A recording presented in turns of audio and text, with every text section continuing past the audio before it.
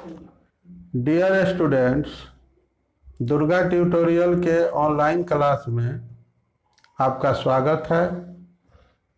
आज हम आपको 10th क्लास के हिंदी पदखंड गोदुली भाग 2 पुस्तक, जिसका नाम है, उसकी 11वीं कविता पढ़ा रहे हैं।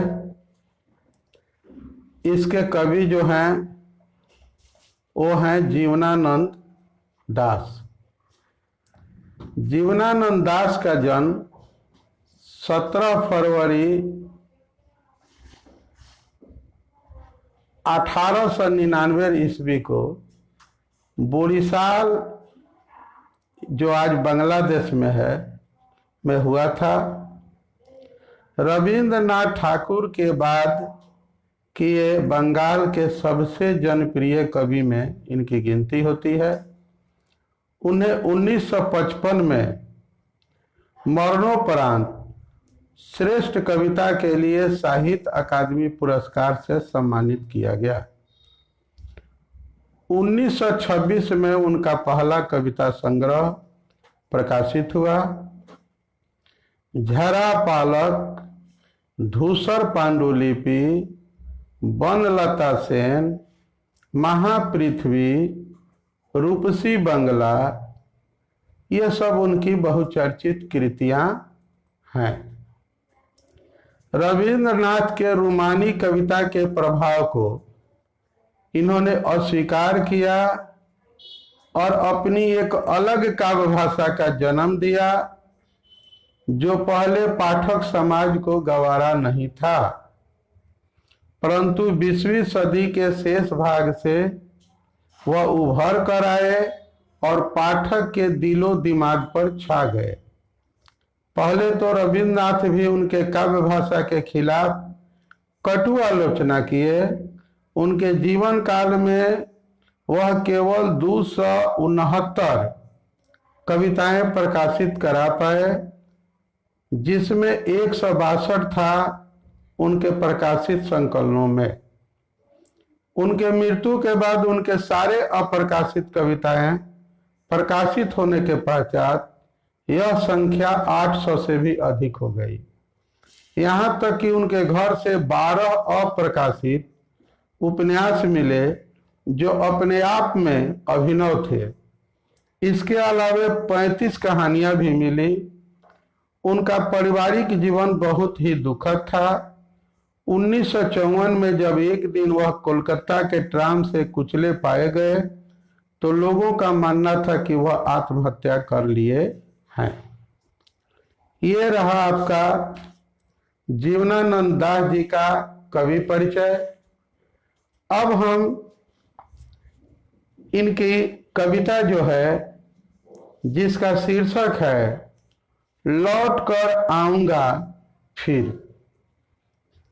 जिस तरह से रसखान जी किसी भी तरह से ब्रजभूमि से जुड़े रहना चाहते थे, उसी तरह से कवि जीवनानंद दास जी भी बंगाल की भूमि से ही जुड़े रहना चाहते हैं। उनकी इच्छा है कि अगर मरने के बाद उन्हें फिर धरती पर आने का मौका मिले, तो वह किसी न किसी रूप में बंगाल से जुड़े रहें। अब आइए उनके कविता के शब्दों पर ध्यान दिया जाए। खेत हैं जहां धान के, बहती नदी के किनारे, फिर आऊंगा लौटकर एक दिन बंगाल में।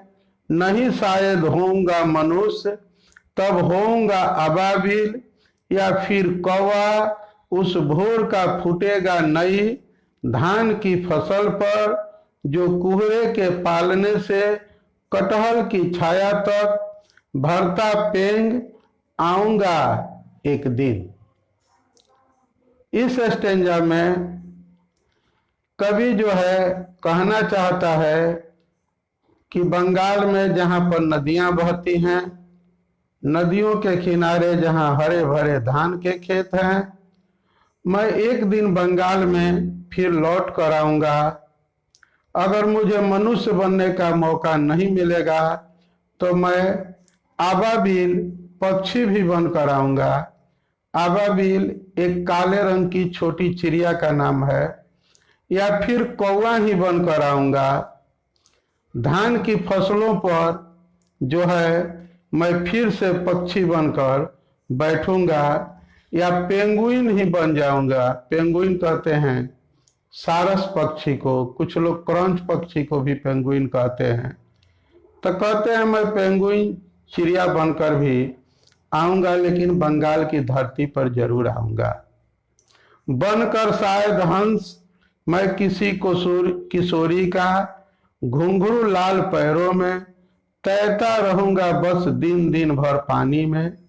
ये कहते हैं कि उससे भी नहीं होगा तो मैं जो है हंस बन जाऊंगा, और हंस की तरह जैसे हंस पानी में दिन भर तैरता रहता है, वैसे मैं भी पानी में तैरता रहूंगा। जहाँ पर धान की खुशबू होगी, गंध होगी। आप लोग जानते हैं कि कुछ धान की ऐसी फसलें होती हैं जिसमें चावल में, उसके धान के पौधे में भी एक विशेष खुशबू होती है, जैसे बासमती धान आप लोग सुने होंगे। तो खुशबू होती है, तो कहते हैं कि मैं उन धान के खुशबू वाले पौधे में आऊँगा। घास भी बन सकता हूँ। नदियाँ मैदान बंगाल के बुलाएंगे, मैं आऊँगा। जिसे नदी धोती रहती है पानी से, इसी हरे सजल किनारे पर। ये कहते हैं कि जिस नदी के किनारे को हमेशा नदी अपने जल से धोती रहती है, मैं उस नदी के किनारे कोई मौका नहीं मिलेगा तो घास बनकर भी आने को तैयार हूँ। मुझे उम्मीद है कि बंगाल की नदियाँ, बंगाल के हरे भरे खेत मुझे फिर से बुलाएंगे। शायद तुम देखोगे शाम की हवा के साथ उड़ते हुए एक उल्लू को। शायद तुम सुनोगे कपास के पेड़ पर उसकी बोली। घासीली जमीन पर फेंकेगा मुट्ठी भर चावल। शायद कोई बच्चा उबले हुए देखोगे रूपसा के गंदले से पानी में नाव लिए जाते हुए एक लड़के को, उड़ते फटे पाल की नाव। ये कहते हैं कि अगर मुझे उल्लू भी बनकर आने का मौका मिलेगा तो उल्लू जो है दिन भर छुपा रहता है, दिन में उसे कहीं दिखाई नहीं पड़ता है, इसलिए उल्लू शाम को निकलता है उड़ने के लिए। शाम होता है तो उल्लू को आनंद होता है कि चलो अब मुझे कुछ दिखाई पड़ेगा, मैं जो है वह उड़ूंगा। तो कहते हैं कि उल्लू बनकर भी मुझे आने का मौका मिलेगा तो मैं तैयार हूँ, क्योंकि कपास की फसलों पर मुझे बैठने का मौका मिलेगा। कोई मुझे चावल समझकर अगर मुट्ठी भर चावल को जमीन पर फेंक देगा तो भी मैं हरे भरे फसलों के रूप में फिर से बंगाल की धरती पर जो है वह फैल जाऊंगा। नदी में कोई लड़का नाव लिए हुए उड़ते फटे पाल को देखेगा। लौटते होंगे रंगीन बादलों के बीच, सारस अंधेरे में होऊंगा मैं उन्हीं के बीच। रात में नाव होगा, सारस पक्षी होगा, उन लोगों के बीच में भी अगर मुझे किसी तरह आने का मौका मिलेगा तो मैं आने को तैयार हूँ। इसके साथ इनकी ये कविता, कवि का परिचय समाप्त हुआ। लेकिन अभी लेक्चर नहीं समाप्त हुआ है, आप बने रहिए और इस लेक्चर को आप हमारे YouTube चैनल पर पुनः देख पाएंगे। वहाँ कुछ नोट्स और PDF के साथ हम आपको मिलेंगे। अभी हम किसी भी चैप्टर का नोट्स और PDF अपलोड नहीं किए हैं। कुछ दिन प्रतीक्षा कीजिए, हम सारे चैप्टर का PDF और नोट्स बहुत जल्दी अपलोड करने वाले हैं। अब आइए चलते हैं कुछ चुनिंदा प्रश्नों की ओर। इस चैप्टर के महत्वपूर्ण प्रश्नों पर विचार करते हैं। कवि किस तरह बंगाल में एक दिन लौट कर आने की बात करता है? तो कवि के अनुसार बंगाल का सौंदर्य जो है वह नैसर्गिक है।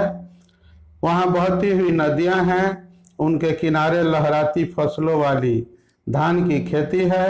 कभी जब पुनर्जन्म में यहाँ लौट कर आएगा तो बंगाल ऐसा ही हरा भरा होगा और वह बंगाल की हरियाली का हिस्सा बनेगा। कभी अगले जन्म में या कभी अगले जीवन में क्या क्या बनने की संभावना व्यक्त करता है और क्यों। तो कभी अगले जीवन में अबाबिल, कौवा, उल्लू, सारस आदि बनने की संभावना व्यक्त करता है, क्योंकि वह किसी भी रूप में पुनर्जन्म लेकर मातृभूमि में ही आना चाहता है। कभी किनके बीच अंधेरे में होने की बात करता है, तो कभी 12 जुगलों के बीच अंधेरे में होने की बात करता है। शाम के रंगीन बादलों के बीच सारा समूह जब अपने बसेरे की ओर लौट रहा होगा तो शाम के उस झुटपुटे में कभी भी उन सारसों में से एक होगा, क्योंकि हो न हो वह अपने अगले जन्म में सारस ही बन जाए। अगला प्रश्न है कि कविता के शीर्षक की सार्थकता स्पष्ट करें। तो इस कविता में कवि अपने जन्म में किसी भी रूप में अपनी मातृभूमि बंगाल में ही लौटकर आना चाहता है, अतः कविता का शीर्षक लौट कर आऊंगा फिर अत्यंत सटीक और सार्थक है।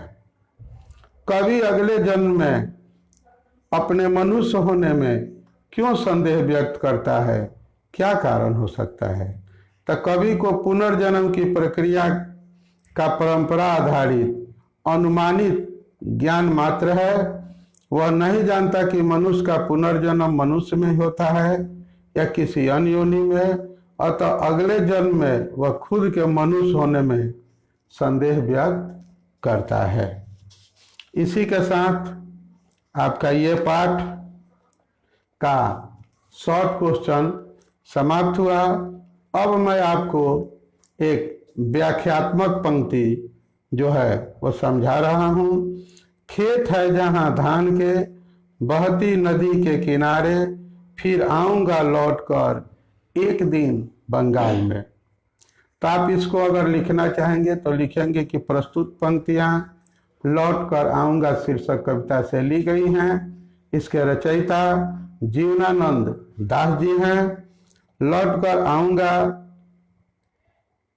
कविता के इन पंक्तियों में कवि कहना चाहता है कि जहाँ पर नदी बहती है, जहाँ पर धान के खेत हैं, जहाँ पर प्राकृतिक सुंदरता है, उस प्राकृतिक सुंदरता और सुषमा के बीच में मैं फिर लौटकर आऊँगा और उस प्राकृतिक छटा का हिस्सा बनूंगा। एक और पंक्ति लेते हैं, एक और कुछ 2-3 लाइन लेते हैं व्याख्या वाली। बनकर शायद हंस मैं किसी किशोरी का, घुंघरू लाल पैरों में, तैरता रहूँगा बस दिन दिन भर पानी में, गंध जहाँ होगी हरी भरी घास की। तो आप वैसे ही लिखेंगे कि प्रस्तुत पंक्तियाँ हमारे पाठ्य पुस्तक गोधली भाग 2 के पदखंड के लौट कर आऊँगा फिर कविता से ली गई हैं। इसके रचयिता जीवनानंद दास जी हैं। इन पंक्तियों के माध्यम से कवि यह उम्मीद या आशा व्यक्त करता है कि वह अपने अगले जन्म में हंस के रूप में फिर बंगाल की मातृभूमि में लौट कर आएगा और किसी किशोरी के घुंघरू बंधे हुए लाल कोमल पैरों के तले दिन दिन भर उस जलधारा में तैरता रहेगा जिसमें हरी घास की गंध मिली होगी। इस अंश में कवि के राष्ट्र प्रेम के साथ साथ व्यक्तिगत प्रेम का भी बड़ा मार्मिक और सांकेतिक चित्रण हुआ है। कविता की भाषा अत्यंत सरल होने पर भी श्रेष्ठ काव्य प्रतिमानों से संपूरित लगती है। इसी के साथ ये छोटी कविता थी, छोटा पाठ था, और मेरा अगला लेक्चर जो होगा बहुत ही रोचक और सुंदर कविता है, मेरे बिना तुम प्रभु। ये कविता मैं आपको परसों पढ़ाऊंगा, कल हम छुट्टी रखेंगे, परसों हम लोग फिर मिलेंगे। और मेरे बिना तुम प्रभु एक अपने आप में अलग तरह की कविता है, एक नए तरह का आनंद है। उस कविता को आप जरूर सुनिए। फिर मिलते हैं हम लोग शाम 7 बजे परसों। और आप इस लेक्चर को हमारे दुर्गा ट्यूटोरियल के यूट्यूब चैनल पर दोबारा देख पाएंगे। इसकी सूचना आपको मिल जाएगी हमारे यूट्यूब चैनल के माध्यम से। हमारे यूट्यूब चैनल का सर्चिंग वर्ड है दुर्गा ट्यूटोरियल सरोज मिश्रा। तो आज का लेक्चर सुनने के लिए हमारे तरफ से आपको बहुत बहुत धन्यवाद और हमारे तरफ से परीक्षा की हार्दिक शुभकामना है। आप अच्छा अंक मंगाएं और इसके बाद हम आपको गद्य खंड की तैयारी कराएंगे और उसके बाद परीक्षा के ख्याल से महत्वपूर्ण वस्तुनिष्ठ प्रश्नों को हम आपको पढ़ाएंगे और उसके बाद व्याकरण की चर्चा हमारी होगी। इसके बाद हमारे लाइव क्लास के बाद हमारे YouTube पर 12वीं के छात्र जो हैं वह हिंदी का एक और प्रीमियर देख सकते हैं एक नए पाठ के साथ। अब हमें इजाजत दीजिए, मिलते हैं फिर परसों। और आप सबको कल की पर्व की हम हार्दिक बधाई देते हैं। आप सबको रक्षाबंधन का पर्व मुबारक हो। Thank you.